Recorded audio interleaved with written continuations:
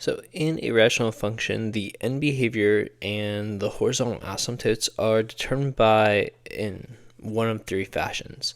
So if the degree of the denominator is greater than that of the numerator, then the horizontal asymptote will be at y equals 0. And the end behavior is that both sides will level off at the y value of 0 because they will both approach that asymptote. In the second case, the numerator is greater. If the numerator is greater, then there won't be any horizontal asymptote. The line might go off towards negative infinity in one direction, positive infinity in the other direction. Or they both might go in the same direction. It just kind of depends on the particular graph, but there won't be any set end behavior. There won't be a horizontal asymptote, and the behavior at the ends will be either positive or negative infinity. And then lastly is if the denominator and numerator, if the degree of the denominator and numerator is the same, in that case there will be a horizontal asymptote. However, that horizontal asymptote will be a ratio of the leading coefficients. Since both polynomials on top and bottom are increasing at relatively the same rate, they'll essentially approach a ratio of the coefficients of those leading terms, which means the end behavior on either side will level off at those spots as well.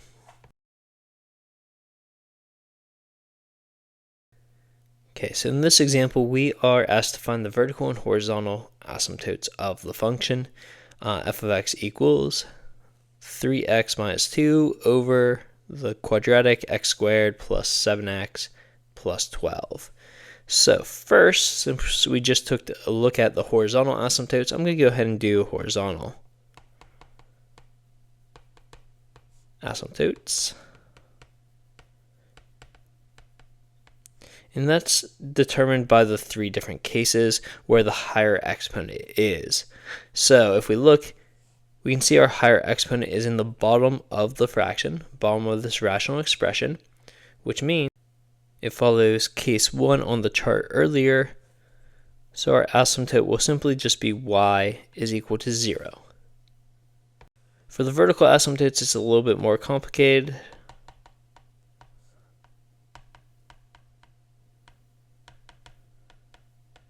Vertical asymptotes are created when the bottom of the fraction is 0, but not the top. So the way we go about finding the vertical asymptotes is we just factor the top and bottom of this fraction. So if I were to factor the top, well, the top can't be factored. So 3x minus 2 is just 3x minus 2. Then to factor the bottom, there's no common monomial, so we'll multiply first and last, which is 12x squared. The combination of factors that adds up to be 7 are 3 and 4. Since there's no leading coefficient, we can jump straight to the factors, x plus 3 and x plus 4. Okay, so we have factored the top and bottom. So for vertical asymptotes, we want to factor first. Now we look for any common factors between the top and bottom. And there are no common factors here. A common factor would mean that a hole is being created and not an asymptote, and we'll look at that later. So now that we've verified that there are no common factors, the bottom of the fraction is what creates the asymptotes. It's when the bottom of the fraction is equal to 0, because we can't have 0 in the bottom of a fraction. So we're going to set the bottom equal to 0, and since it's already factored, we'll use zero product property, taking x plus 3, set it equal to 0, and x plus 4, setting that equal to 0 as well, and solve each of those equations, giving us x equals negative 3, and x equals negative 4. So our two vertical asymptotes are x equals negative 3 and x equals negative 4, and our horizontal asymptote is y equals 0.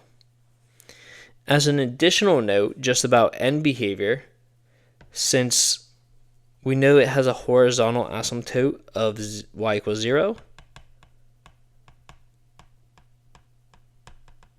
the end behavior as x approaches positive infinity or as x approaches negative infinity, so as we go to the left or the right, will level off. So our y values will approach 0, they'll approach that asymptote, but we'll never actually reach it. Okay. So just some recommendations to finding, graphing rational functions from an algebra 2 perspective is first find the horizontal and vertical asymptotes.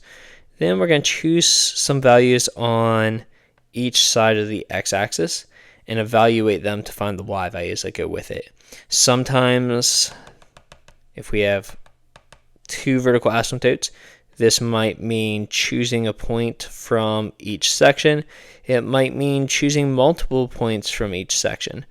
The more information you have between each section, each vertical asymptote, the more accurate you can sketch the graph. Without using calculus terms, it is very difficult sometimes to get an accurate sketch of the graph without having lots of data points. Okay, so we're going to be graphing this rational function, and since we are doing it in Algebra 2 and we are graphing just using properties without the use of a graphing calculator, we won't be able to find as many details as what you might find in a calculus class. So we won't be able to find extrema without the aid of a calculator. So we're going to have a slightly different approach. So going through this from an Algebra 2 perspective is we're going to start by finding all of our asymptotes. We're going to find our vertical ones and our horizontal ones. So I'll start with my horizontal ones, which come from one of those three cases. And in our case, our exponents or degrees on top and bottom, on the numerator and denominator of this fraction are the same. Because the degree is the same on the numerator and the denominator, that means it's going to be a ratio of leading coefficients. So y will equal, leading coefficient on the top is 4, on the bottom is 1. So y equals 4 over 1, that is not a 1. Y equals 4 over 1 is the horizontal asymptote, and in turn, if we simplify that, 4 divided by 1 is just 4. Okay, I'm going to go ahead and plot that. We have y equals 4 as a horizontal asymptote, which is a horizontal line where all of our y values are 4, which is right about there. Next, let's get our vertical asymptotes. For the vertical ones, we're going to have to start by factoring the top and the bottom just to verify that there are no common factors between the two. So on top, if I factor this, it's 4x squared minus 9. There's no common monomial, but both terms are perfect squares. So it follows the a squared minus b squared pattern, which factors are a plus b and a minus b. Since we square 2 and 3 respectively, it's going to be 2x plus 3 and 2x minus 3 for the factors of the numerator. On the bottom, we're going to have to do our guess and check method. So x squared times negative 15 is negative 15x squared. Combination of factors that add up to be the middle term is going to be negative 3 and positive 5. Since there is no leading coefficient, we can go ahead and jump straight to the factors of x minus 3 and x plus 5. Now, once again, we should verify if there is any overlapping factors.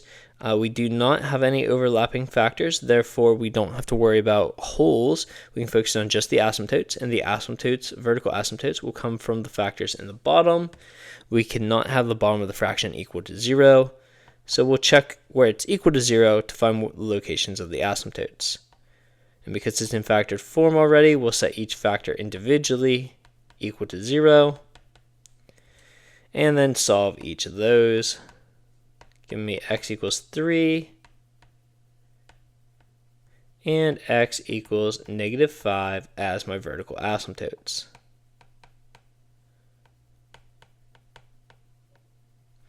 I'm going to go ahead and graph those in. So x equals 3 is right about there. Probably not the best job.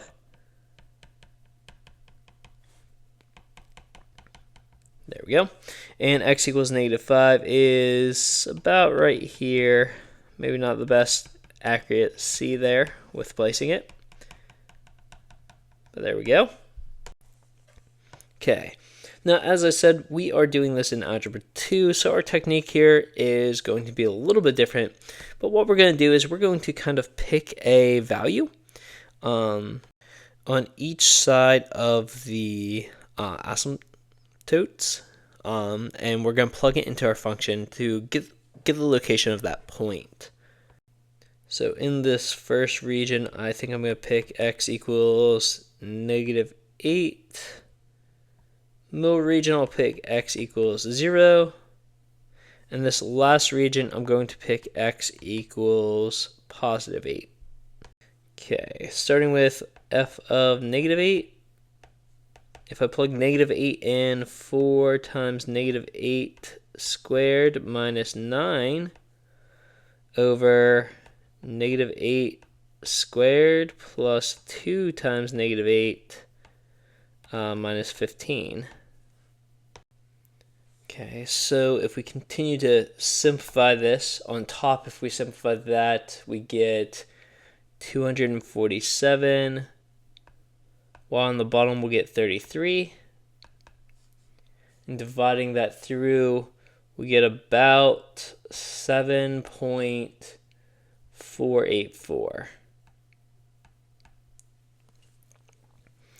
Okay, so next one is f of 0. If I plug 0 in, we're going to have 4 times 0 squared minus 9 over 0 squared plus 2 times 0 minus 15, which is going to simplify all the stuff that's being multiplied by 0 is going to cancel out. So we're going to have the -9 over -15, and having a decimal here will help. So it would be about positive 0.6.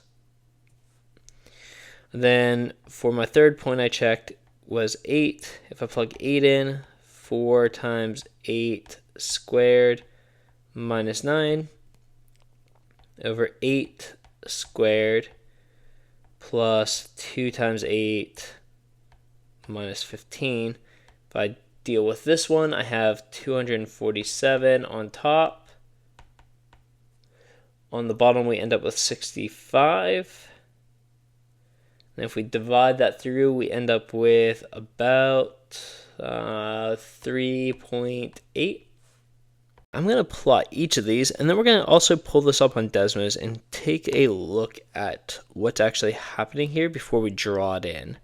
So the first point I have is -8, 7.484, which is about right there. The second point that I have is 0.6. So that might be like right there. And the third point we have is +8, 3.8. Right there. So those are the points that we have. Now, as you're drawing a rational function in, sometimes they get a little bit funky. There's a lot of things that kind of go on behind the scene. You could assume that this one is going to hug the asymptote, curve through the point, and hug the asymptote, and it's probably going to do the same thing here. In the middle piece, you might assume that it's going to go up, hug the asymptote, and keep hugging the asymptote, or it could go up and then curve back and down. So there's a bunch of different things that go into the exact shape of the rational function.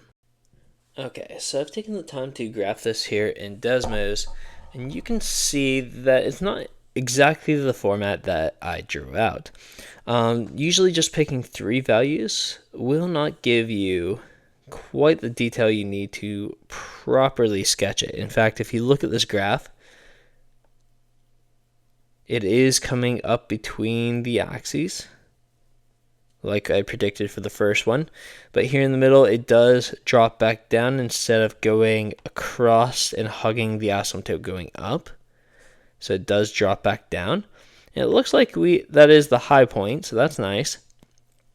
But in that third section, after that second horizontal asymptote over here, it actually doesn't go like this, like I thought it might just by looking at those three dots. It actually comes down, hugging that asymptote, dips down below the horizontal asymptote, which is okay, and then it comes back and gets close to the asymptote from underneath rather than above. So these graphs can be very hard to distinguish without using other characteristics, and you may need to get more properties more points, or use a graphing utility to help get an accurate sketch of the graph. So you can always pick extra points, getting closer and closer to the asymptotes. For example, let's get rid of the Desmos graph here. For example, I could have picked positive 4 as well. That would have probably get me a little closer. I could pick negative 4 and positive 2 to get me closer as well on both sides. And I could pick like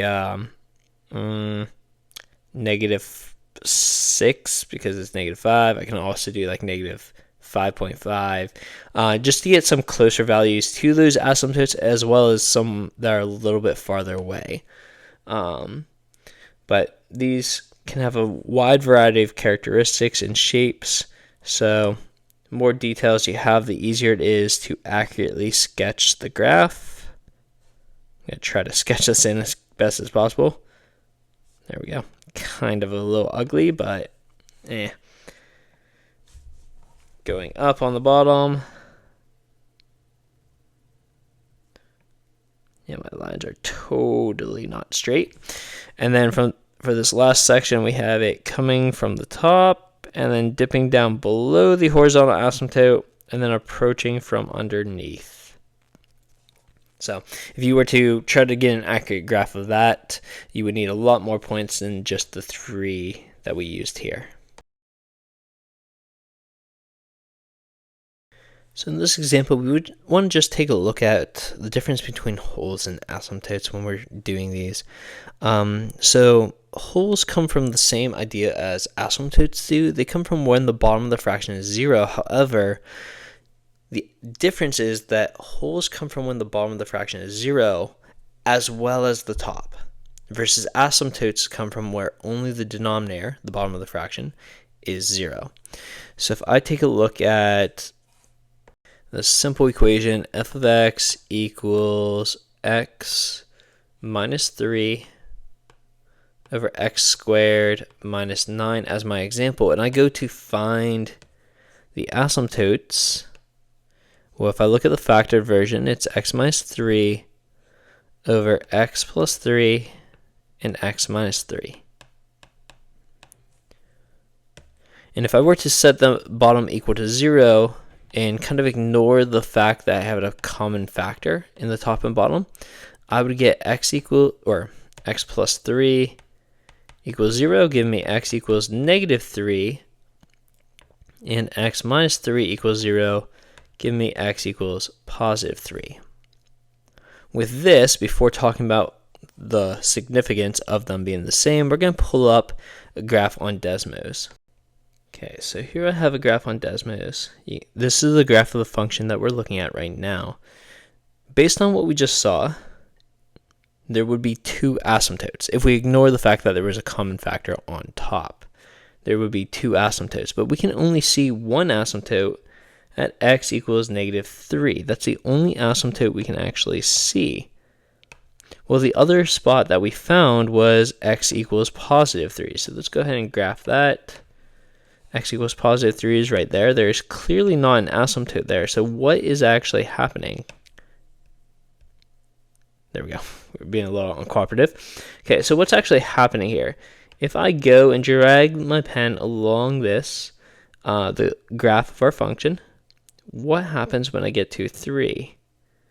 Desmos is really handy because it represents it, and you can see it there just slightly. It's popping up. It's really hard to keep it there, but you can see it popping up as an open circle as I go to that spot.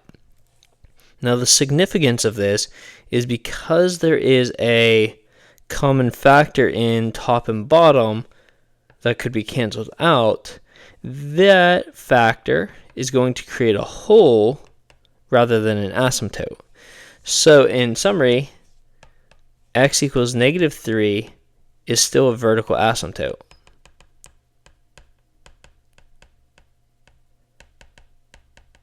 Because it wasn't the one that had the common factor on top. However, because there was a common factor for the x minus 3, the corresponding root to that creates, instead of an asymptote, it creates a hole located at x equals 3.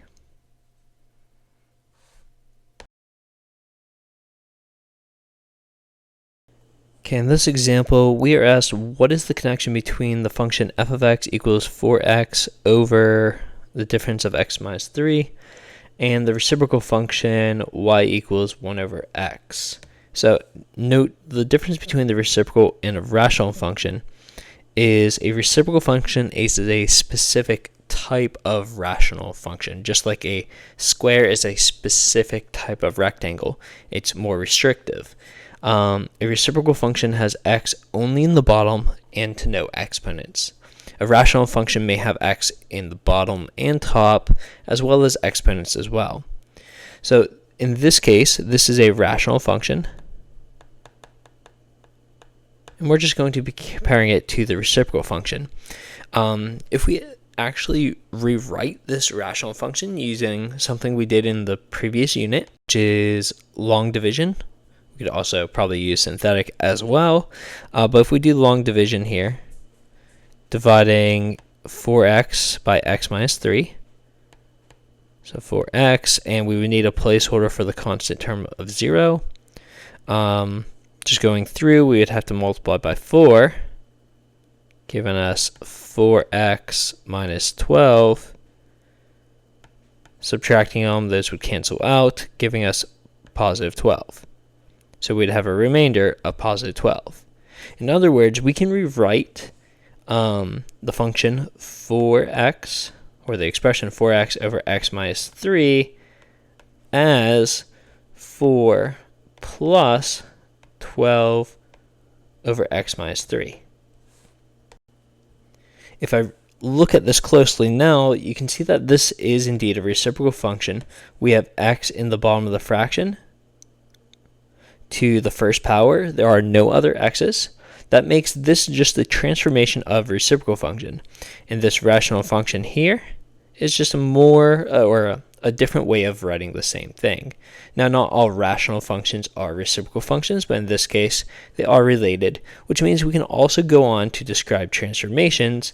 Since there's x minus 3 underneath, that means we're taking our x values and adding 3, so we're going to the right 3. And we have the times 12 on the top, so that's outside and affects y values. And we have the plus 4. It is plus 4 because it's positive 4. So plus 4 outside, so it affects y values. So we are dilating vertically,